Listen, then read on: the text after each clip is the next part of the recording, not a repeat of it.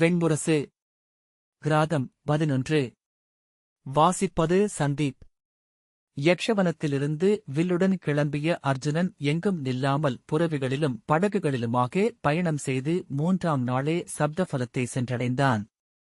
அச்சிற்றோரைச் சுற்றி மண்குவித்து எழுப்பப்பட்டிருந்த சிறிய கோட்டை வாயிலில் அவனை காவலர் தலைவன் சதமன் தடுத்தான். சதமனை நன்கறிந்திருந்த அர்ஜுனன் திகைப்புடன், என்ன செய்கிறீர்? நீர் என்னை அறிய மாட்டீரா? என்றான். எவராயினும் நிறுத்துக என்று எனக்கு ஆணை, பாண்டவரே என விழுதிருப்பி சதமன் சொன்னான். சினத்தை அடக்கியபடி, நான் இளைய யாதவரை பார்த்தாக வேண்டும், இப்போதே என்று அர்ஜுனன் சொன்னான். அவர் எவரையும் சந்திக்க விரும்பவில்லை என்பது மாறா ஆணை. தேவியருக்கும் படைத்துணைவருக்கும் ஒற்றருக்கும் கூட முகம் மறுக்கப்படுகிறது என்றான் சதமன். மறுக்கவே முடியாத முகம் என்னுடையது, மூடா என்று அர்ஜுனன் சீறினான்.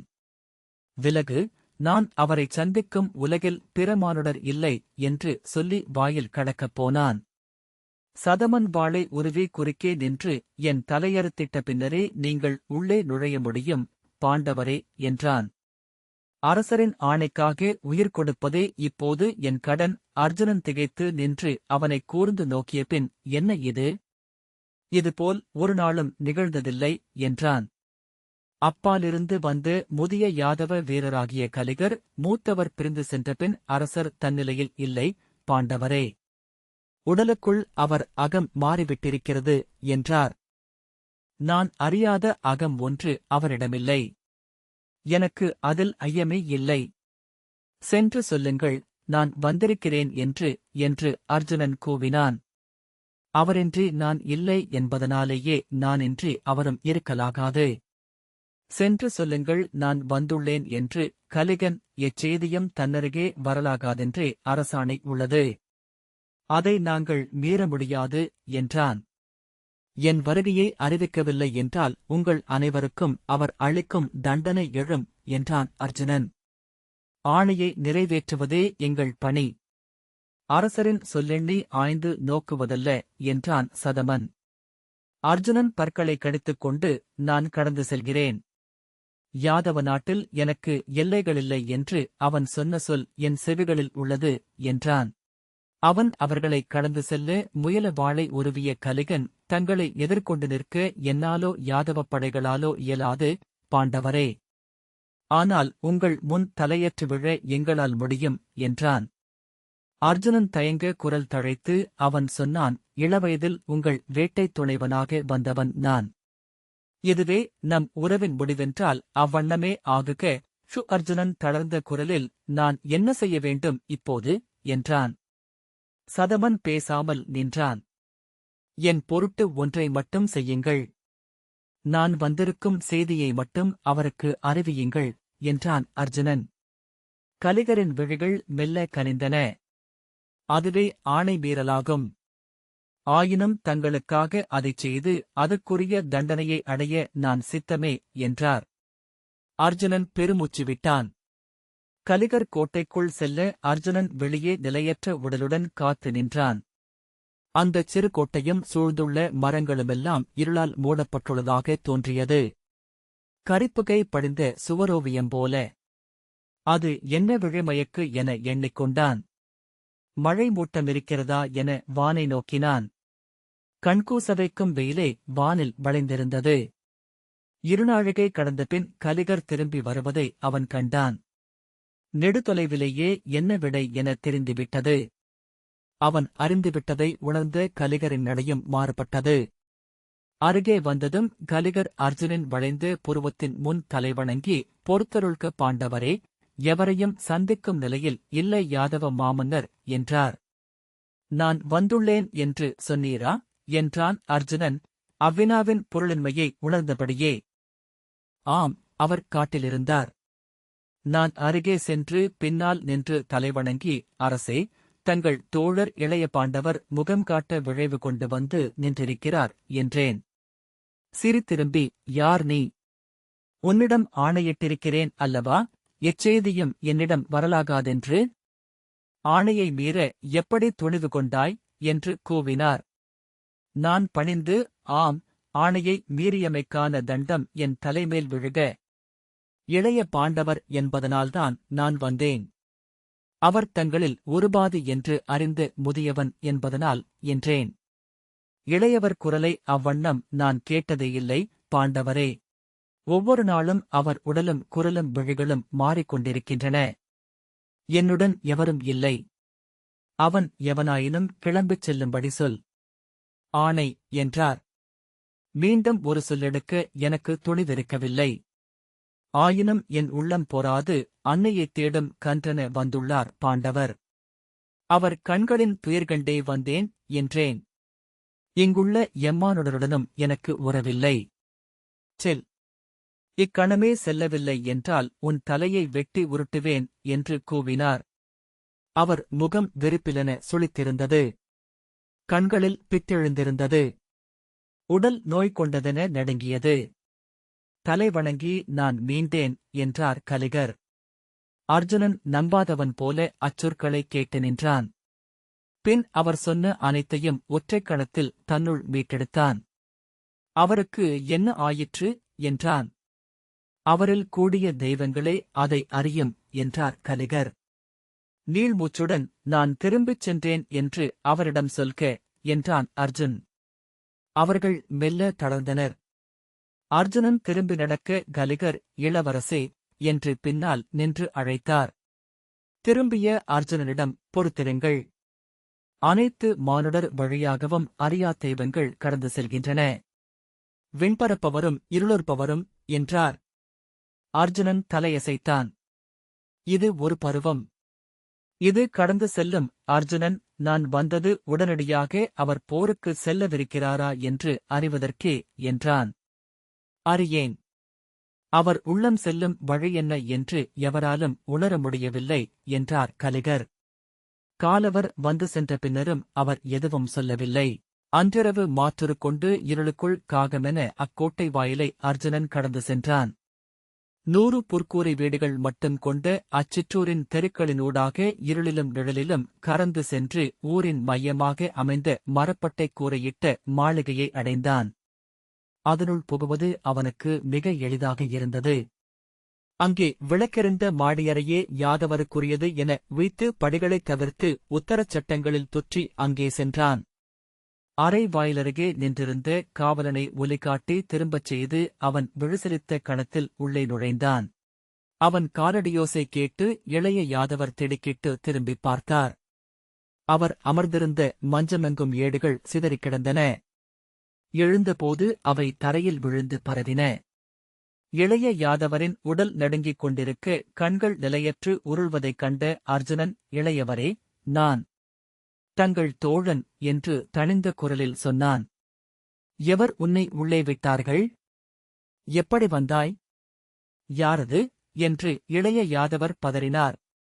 திகைப்புடன் அவருடைய அழுக்குழலையும் சிக்கு கொண்ட கூந்தலையும் மெலிந்த தோள்களையும் தாடி படர்ந்து முகத்தையும் நோக்கிய அர்ஜுனன் இளையவரே தங்களை சந்திப்பதற்காக வந்தேன் என்றான். நான் எவரையும் சந்திப்பதாக இல்லை. என்னை தனிமையில் விடுக. செல் என்று அவர் வெளியே கைசுட்டி சொன்னார். நீங்கள் இருக்கும் நிலை புரிகிறது இளையவரே. உங்கள் உள்ளம் இருள் கொண்டிருக்கிறது. நானும் கடந்து சென்ற இருள்தான் அது. ஆனால் ஒளியிலும் இருளிலும் நான் உங்களுடன் இருந்தாக வேண்டும் என்றான் அர்ஜுனன். வெளியே போ. வெளியே போ என்று கைசுட்டி பித்தன் போல இளைய யாதவர் கூச்சலிட்டார். யாரங்கே? இவனை உள்ளே விட்டது யார்? யாரது? வாயிலில் வந்து நின்ற காவலன் அர்ஜுனனைக் கண்டு திகைத்து வெளியே சென்று கூவி தோழர்களை அழைத்தான். அர்ஜுனன் மேலும் அமைதி கொண்டு என்ன நிகழ்கிறதென புரிகிறது யாதவரே. தனிமையை விழைந்தால் அதிலிருங்கள் சின்னாள். நான் பின்னர் வந்து பார்க்கிறேன். ஆனால் இத்தருணத்தில் பெருமுடிவுகள் ஏதும் தேவையில்லை என்றான். அவன் அருகே செல்ல இளைய யாதவர் பற்களைக் கடித்தபடி பின்னால் சென்றார். அரசே, கந்தர்வன் ஒருவனைக் கொல்ல நீங்கள் வஞ்சினம் உரைத்தீர்கள் என்று அறிந்தேன். ஆராயாது எடுத்த முடிவு அது. வேண்டாம். அவன் பிழையேதும் செய்யவில்லை. அது காலவ முனிவர் கொண்ட பிழை புரிதல். அதை அவரிடமே நான் பேசுகிறேன். அவன் அவர் கால் தொட்டு சென்னிசூடி மன்னிப்பு கோருவான் என்றான்.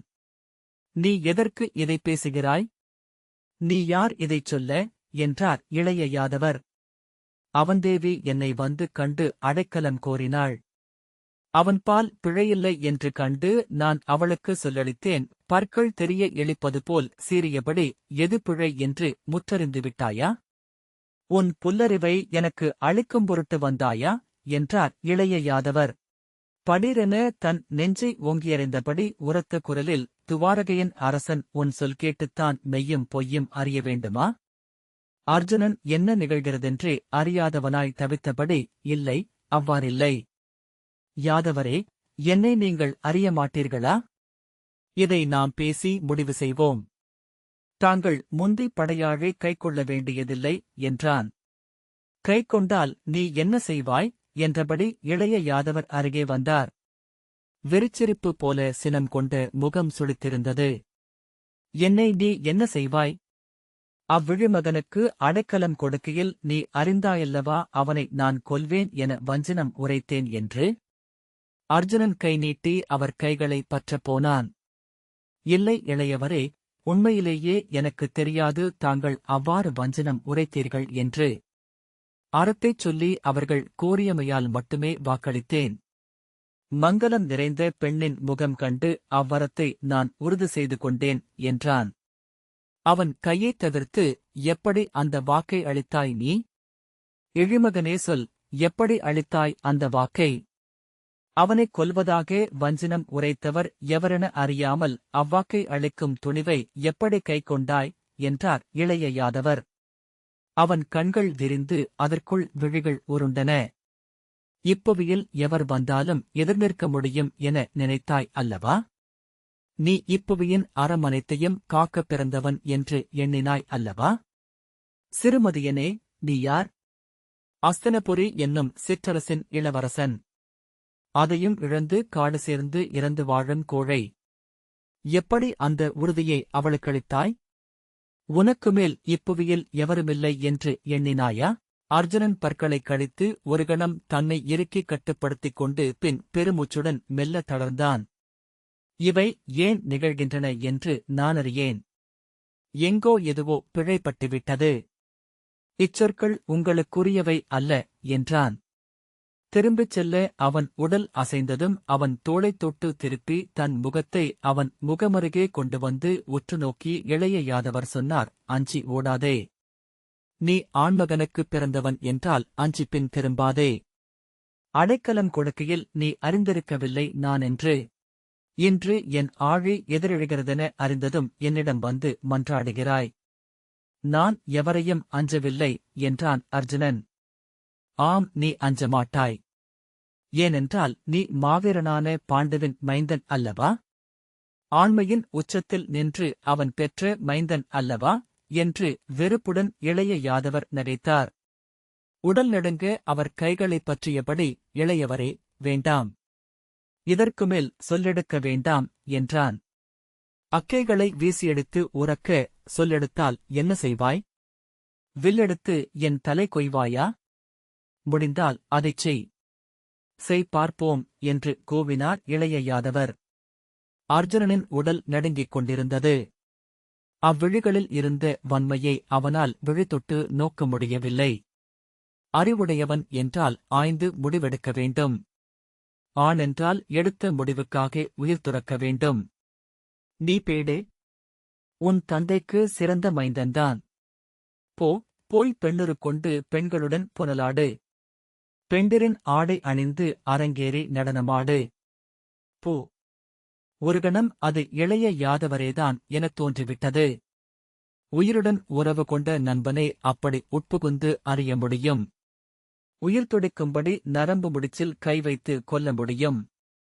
அப்படியென்றால் தோள் தழுவி களியாடுகையிலும் ஒரு உளமூலை இவற்றையெல்லாம் அள்ளி எண்ணெய் சேர்த்துக் கொண்டிருக்கிறது. சிரிப்புக்கும் கனிவுக்கும் அப்பால் படைக்கலம் கூர்கொண்டபடியே இருந்திருக்கிறது. இவரும் இவ்வாறென்றால் இப்புவியில் எஞ்சுவதுதான் என்ன? நெஞ்சு விம்ம விழிநீர்திரள அவன் முற்றிலும் தளர்ந்து விழுபவன் போலானான்.